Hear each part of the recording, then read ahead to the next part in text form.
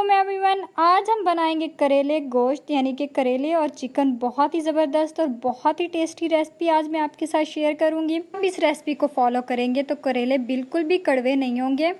फिर स्टार्ट करते हैं। सबसे पहले कढ़ाई लेंगे, कढ़ाई के अंदर ऑयल शामिल कर देंगे। याद रहे यहाँ पर ऑयल की मिकदार हमने ज़्यादा शामिल करनी है, ज़्यादा गर्म नहीं करेंगे। पहले ही इसके अंदर हम लहसुन अदरक का पेस्ट शामिल कर देंगे। मैं यहाँ पर 1 टीस्पून लहसुन अदरक का पेस्ट शामिल कर रही हूँ। पेस्ट शामिल करने के साथ ही इसके अंदर चिकन शामिल कर देंगे। यहाँ पर जो मैं चिकन शामिल कर रही हूँ उसे मैंने छोटे छोटे पीसेज में कट कर लिया था। 1 टीस्पून इसके अंदर नमक शामिल करेंगे। यहाँ पर जो चिकन शामिल किया उसे मैंने पहले अच्छी तरह से विनेगर की मदद से वॉश कर लिया था। चीजें शामिल करने के बाद चिकन को अच्छी तरह से फ्राई करेंगे। उस टाइम तक फ्राई करेंगे जब तक इसका कलर चेंज नहीं हो। तो जैसे ही कलर चेंज होगा हम आंच को बंद कर देंगे और चिकन को कढ़ाई से बाहर निकाल लेंगे। करेलों को ऊपर से छिलका उतार लेंगे। इसे अच्छी तरह से साफ करने के बाद कट कर लेंगे। आप देख सकते हैं कि मैंने इसे किस तरह से कट किया, ना तो ज्यादा मोटे कट किए और ना ही ज्यादा बारीक कट किए हैं। तो इसके अंदर नमक लेंगे और नमक को अच्छी तरह से इसके अंदर शामिल कर देंगे। करने के बाद 2 अदद हम लीमू लेंगे। लीमू के अंदर से बीज को अलग कर लेंगे और उससे भी अच्छी तरह से रस उसका निकाल कर शामिल कर देंगे। शामिल करने के बाद अच्छी तरह से मिक्स कर लेंगे और 1 घंटे के लिए इसे धूप पर रख लेंगे। 1 घंटे बाद जब धूप से उठाएंगे तो दोबारा से इसे अच्छी तरह से मिक्स करेंगे। जो मौजूद पानी है वो अच्छे से अलग हो जाए। बहुत ही ज्यादा सख्त हाथों के साथ इसे मिक्स करना है। तो जैसे इसके अंदर से मौजूद काफी हद तक पानी अलग हो चुका है तो उसके बाद हम एक डिश लेंगे और इस तरह से दोनों हाथों की मदद से इसे निचोड़ के डिश में शामिल करते जाएंगे और पानी अलग कर लेंगे।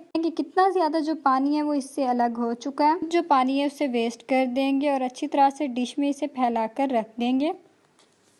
देखते हैं कि कितनी ज्यादा मिकदार में जो इसके अंदर मौजूद कड़वा पानी है वो अलग हो चुका है। करेलों को फैलाकर साइड पर रख लेंगे। वही ऑयल जिसके अंदर हमने चिकन को अच्छी तरह से फ्राई किया था उसके अंदर हम तमाम तर करेले शामिल कर देंगे। करने के बाद चम्मच की मदद से अच्छी तरह से मिक्स कर लेंगे और उसके बाद हम इसकी आंच को मीडियम कर देंगे और इसके ऊपर ढक्कन लगा देंगे। इसे दम पर रखेंगे और 3 मिनट बाद ढक्कन उतार लेंगे और दोबारा से इसके अंदर चम्मच हिलाएंगे और इसकी साइडों को चेंज कर देंगे। चेंज करने के बाद दोबारा से हम लोग 3 मिनट के लिए इसके ऊपर ढक्कन लगाकर इसे दम पर ठहरा देंगे। बाद ढक्कन उतार लेंगे। याद रहे ये प्रोसेस हमने उस टाइम तक करना है जब तक कि करेलों का कलर अच्छी तरह से डार्क ब्राउन कलर में ना हो जाए। जिसके अंदर दोबारा से चम्मच हिलाएंगे, चम्मच हिलाते रहेंगे उस टाइम तक जब तक कि करेले डार्क ब्राउन कलर में नहीं हो जाते। आप देख सकते हैं कि करेलों का कलर इस टाइम पर चेंज हो चुका है। अगर इससे ज्यादा हम इसे फ्राई करेंगे तो ये ब्लैक होना शुरू हो जाएंगे। फिर बारीक और लंबे कटे हुए प्याज शामिल कर देंगे। प्याज शामिल करके चम्मच की मदद से अच्छी तरह से मिक्स करेंगे। फिर बाद आप देख सकते हैं कि जो प्याज का कलर है वो इस टाइम पर चेंज हो चुका है और प्याज का पानी अलग हो चुका है। इसके अंदर चम्मच हिलाते रहेंगे ताकि जो प्याज का पानी है वो कुछ हद तक खुश्क हो जाए। जैसे प्याज का पानी थोड़ा सा खुश्क होगा इसके अंदर हम फ्राई किया हुआ चिकन शामिल कर देंगे। इसके अंदर हम कट किए हुए टमाटर शामिल कर देंगे। याद रहे यहाँ पर जो मैं टमाटर शामिल कर रही हूँ मैंने थोड़ी ज्यादा मिकदार में लिए थे। साथ ही बारीक कट करके हरी मिर्चें भी शामिल कर देंगे। इसके अंदर खुश्क धनिया का पाउडर शामिल कर देंगे। आपके पास अगर पाउडर है तो वो शामिल कर दीजिएगा। मैंने यहाँ पर खुश्क धनिया को कूट के शामिल किया है। इसके अंदर नमक शामिल करेंगे। ज्यादा नमक शामिल नहीं करेंगे क्योंकि हमने पहले ही करेलों और चिकन में नमक शामिल कर दिया है। 1 टीस्पून इसके अंदर लाल मिर्च का पाउडर शामिल करेंगे। हल्दी पाउडर शामिल कर देंगे। आप तमाम तर मसाले अपने जायके के मुताबिक कम या ज्यादा शामिल कर सकते हैं। सारे मसाले शामिल करने के बाद चम्मच की मदद से अच्छी तरह से मिक्स कर लेंगे। तमाम तर मसालों का जो पानी है वो इस पॉइंट पर अलग हो चुका है। अब हम इसे 10 से 15 मिनट के लिए दम लगाकर ठहरा देंगे। इसको हम मीडियम ही रखेंगे, लो नहीं करेंगे ना ही ज्यादा हाई करेंगे।